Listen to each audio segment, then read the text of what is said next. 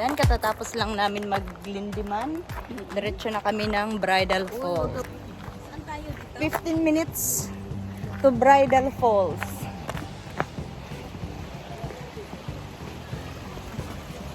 Yan. Let's go!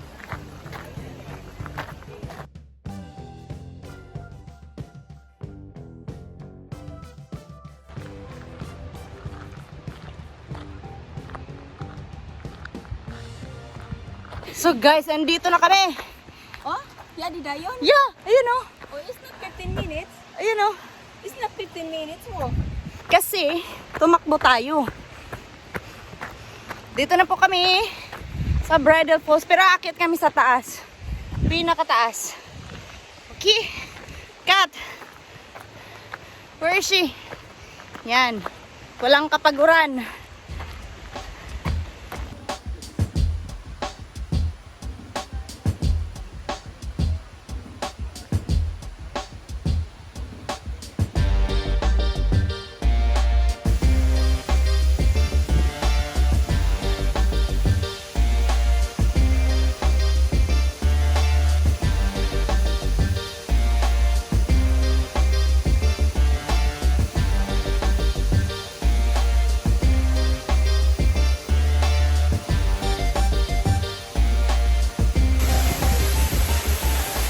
Oh, humana kami mag-picture-picture. Oh, yan oh. At taason. Sa Bridal Falls. Yes. Hindi malakas yung agos ng tubig. Yes, pero it's not safe siya kung slippery at Yeah. raining. It's not safe to climb. Pwede ka dito. Galing sa baba, ayun. Oh. Baba, wait lang. Ang baba, ayun, doon sa baba. Asa, dito sa baba. Yeah, galing kami doon, tapos umakyat kami dito. Buti nakapang hiking shoes pa kami. Yes. So, kasi ang daan ay wet. Wet dahil sa talsik ng tubig. Oh. Basta. So, mas maganda nakasapatos magpunta dito. Kung gusto mong umakyat dito sa tuktok, pwede namang hindi. Ayun sila sa baba, oh. Yun, mga ayaw umakyat yon. Kami gusto namin umakyat, kaya andito kami. Mas malapit. Alright. Tara na, let's go! Bababa na kami. Ay, mahirap nagbababa ah.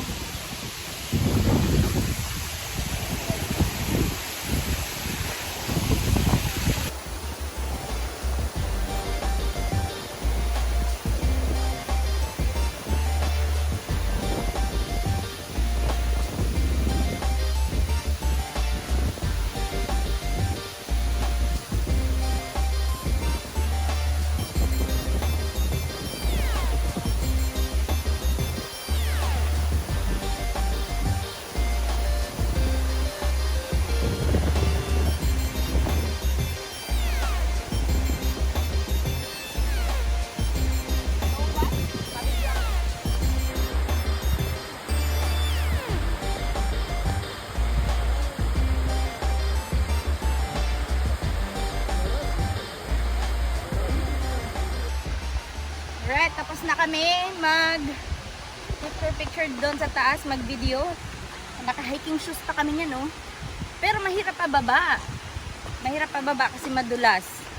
Pero siguro okay lang naman kung pilit mong aakyatin.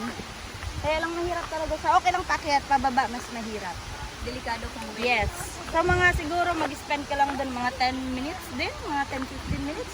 Okay na, hindi mo kailangan magtagal doon kasi mababasa ka. Tsaka ang daming tao doon sa taas ha. Ito na po nagtatapos ang aming araw. Pagkatapos namin mag-Lindeman Lake, nag-attend kaming mag-green drop. Tapos umuwi kami, kumain. At ito na ngayon, nandito na kami. At dito na po nagtatapos ang ating gala. Maraming salamat sa panunood.